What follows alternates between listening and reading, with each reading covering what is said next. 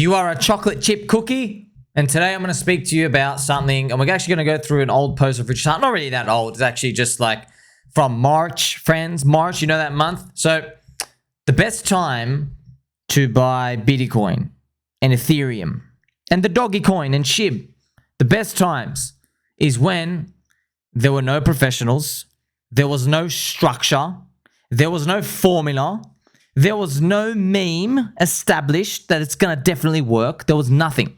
Those were actually the best times. It felt chaotic. It felt like everything was just going to explode. You were going to go to jail. Things were just going to like, your whole wallet just implodes itself. And we're going to play some nice gentle angel music for the people's wallets who did implode amongst themselves. That's what happens in every cycle, friends. That's why it's good enough to be early and you can bink it. But then it's another thing to kind of go your own way, throw out all the principles, believe this time is different. You really got to be careful with how in tune you are with the market. So look at this. When it was filled with unprofessionals and chaotic lunatics, that was literally the time to be accumulating the stuff. But just be careful, right? We got to put the foot on the brake a bit. When people speak about this, they're speaking about going all in, risky stuff working.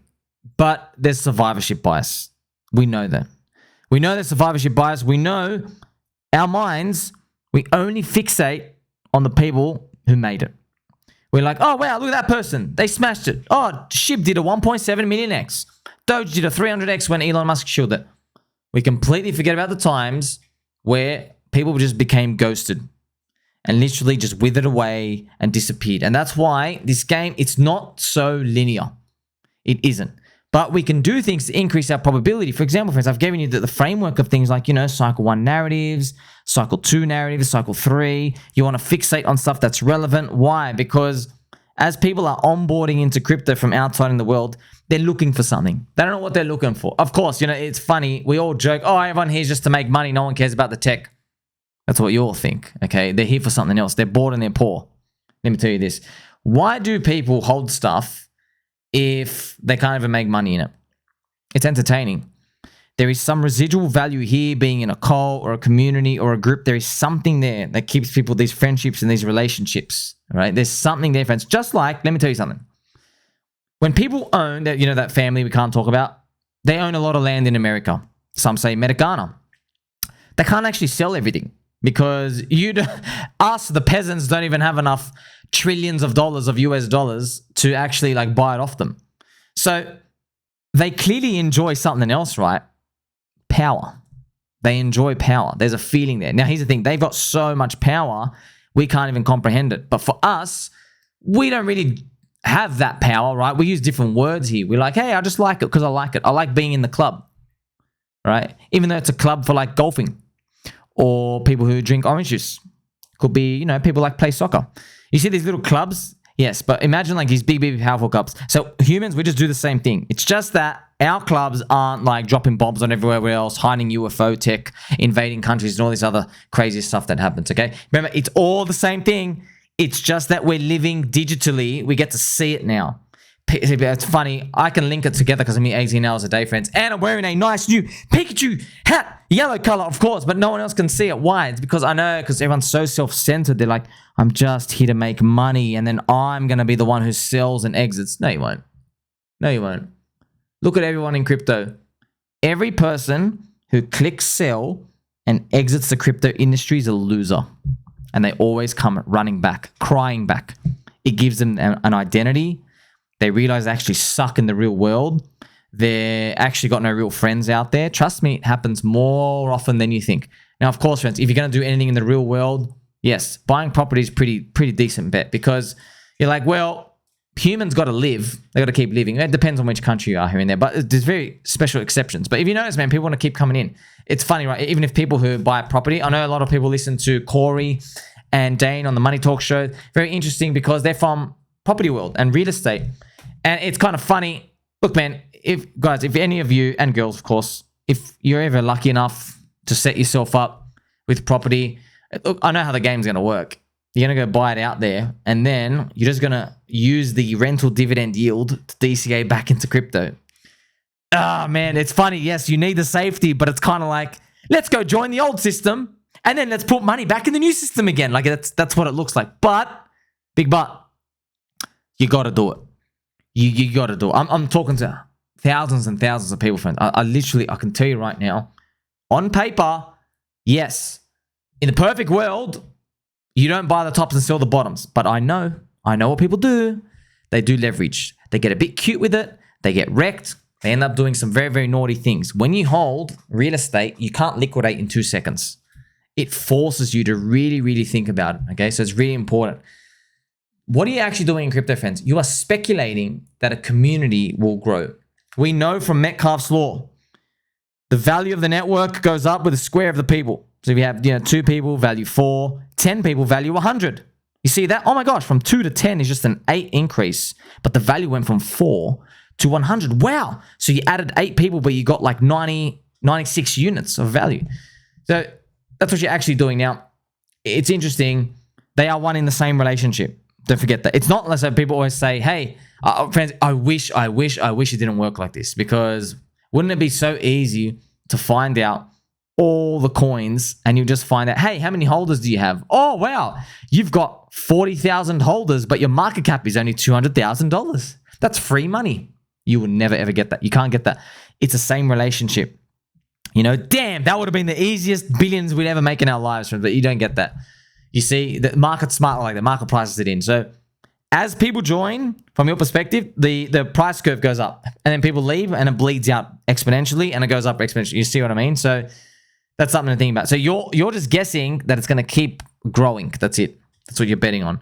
That's a very, very important concept to think about. And we know just from humans and how people operate, if people join a community, they have a tendency to take fiat money and place their bids, or Ethereum, place their bids in a liquidity pool and leave it. That is a cute way of saying people buy stuff they like. Okay? So I just said it in another way because it's actually the same thing. So people join a community, go, sweet, give me the coins. I want a piece of this community. I want to hold something close to my heart. Here, I'll leave my pieces in the pool. And I think more people are going to like it because we're actually speculating. You see, that's a crazy part. Friends, let me tell you something. Imagine every club out there in the world let you speculate on the number of members and they gave themselves a price chart. You'd go nuts. Imagine you could speculate on the growth of like Manchester United. You could speculate on things like, how much a ticket's going to be going for next year based on this season. I'm sure people will speculate on anything. We just love guessing because you like imagining the future and looking at these different possibilities. But at the end of the day, when a community looks empty, it doesn't feel good because it's a lot of empty space. So that's what you're betting on, right? You are joining something relatively empty. You can see some life in there. You're betting that it will be big. How big? Of course, who knows the answer, right? There's no formula for this. It's just, most of it's just luck. Who was to know SHIB was going to grow 1.7 million X, man? That's crazy. Let's think about those. So that's why the early believers, friends, get the most upside. No one is going to get wealthy by buying Bitcoin after its ETF. Don't forget that. So everyone's going to get wealthy buying into deep value and contrarian crypto. Of course, I always talk about PulseChain because it's literally the most contrarian. And I can just keep naming all the altcoin names, but it's just a risk curve. You know what I mean? It's just a risk curve. And look, you figured out you're betting on the same thing, right? Don't say that part loud. You're betting on Ethereum going up. So if Ethereum goes to 0, we all go to 0. It's over. But if Ethereum goes up, you got to think, how much will BNB go up? How much will PulseChain go up? That's the part you got to think about. Now, I'm going to show you a post from Ricardo Corazon from March, just to give you some things, friends. This is the type of stuff. So just to preface you, when you read this, I want you to go, wow, I'm early. The price chart isn't the highest, but these things sound true. I want you to think about that, okay? So he spoke about Polygon ZK EVM being down for 12 hours. But look at this. Bitcoin turned out great without Satoshi getting any exchange listings, buying any ads, and he actually abandoned Bitcoin after 2 years. BTC ended up great because Bitcoiners made it great. Think about that. Grassroots. It wasn't Bitcoin ETF and all this stuff. No. Grassroots. People in the community did it. That's why when you see like early life signs, for example, I've seen Tangang and we saw the Dick Biff Butt and all these other things popping up, friends, and Teddy Bear and Pete Eye. activity is what you want to see. Don't judge the people. If you judge the people, friends, you unfortunately end up drinking soy yourself. Your soy runs through your veins at that point. I don't like judging people. I never judge people ever. All right. You got to respect. Okay, a lot of people are here. You have to see what the value is. If you can't, I'm not telling you to resonate with the value and go like, oh, okay. Like I said, friends, I use the example all the time. Women's makeup, they change the color palette and they go, this isn't blue, this is sexy diamond blue. It's literally the exact shade of blue. Habibi Albi, you've done nothing to the color hue. It's literally just 1 year later, you've added some words to it. There's a markup of 70% on this color. Because this color's going out of, it's going out of, it's scarcity. This color, oh my gosh, this eyeshadow color, like it's the same blue, bro. Habib, it's the same blue. So that's my logical brain thinking. Good luck fading women's makeup as an industry. Good luck, all right? Because they're beaming through the roof. Now, you see that, friends? If you're a crypto investor, you got to think, we had some fun, some joke in there, but you got to think, okay, sure, you might not be a woman and you don't like the color blue for your eyeshadow, but millions of girls do. Okay, Kim Kardashian used it once and okay, it's in now. You got to have it everywhere. That's it. You can't argue with it. That's the market adapting. People go to where they're treated best with their capital. It's the same thing here. So I love when he says this, right? Ricardo says, where is PulseChain versus Bitcoin?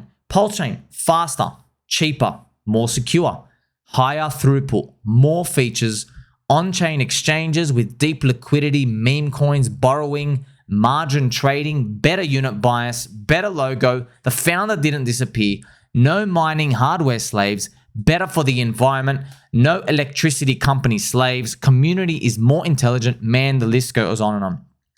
Of course, friends, these are nice marketing points. Are just a bit of devil's advocate, just so you know, because of course, friends, we're going to do well, we're going to win, but I just don't want you to learn the wrong lesson for this for the next 10 to 20 years of your life, right, when you're investing. The first mover advantage is the most powerful advantage out there because you didn't exist. Now you exist in everyone's mind. You went from 0 to 1 existence. That is the biggest thing. For people to overtake you, they need to be 10x or better. All right, 10x or better. Now, here's the thing. If you go through, you're like, wait a minute. PulseChain is 10x more cheaper, 10x faster. There's 10 times more coins and stuff. Yes, I know. However, there's still a function of liquidity that still exists there. So it doesn't just mean if you find something better on paper, throw everything in there. It doesn't. You know where I'm going to go with this, friends. The first move advantage is big. They did this with the internet. Better technology came out than TCP, but it was not the most common used anymore. So you have to just be careful with when someone says, my thing is better. All right? Because what is better? That's what you have to ask. What is actually better? You don't know, friends. So here's the thing. What Richard's done is, or Ricardo, he has shown you all these logical bullet points because remember, he's smart and logical. But if you talk to the average person, to them, Bitcoin means freedom. It means liberty. It means store of value. It's the new Genesis thing. They have a piece of history, all right? This is like intent. You can't touch that stuff, okay? You can't touch it sexual or non-sexual way. You can't touch it at all. That is in their minds. It's very hard to disconnect that. As you can see, that's why you have to be 10x better than them to do that.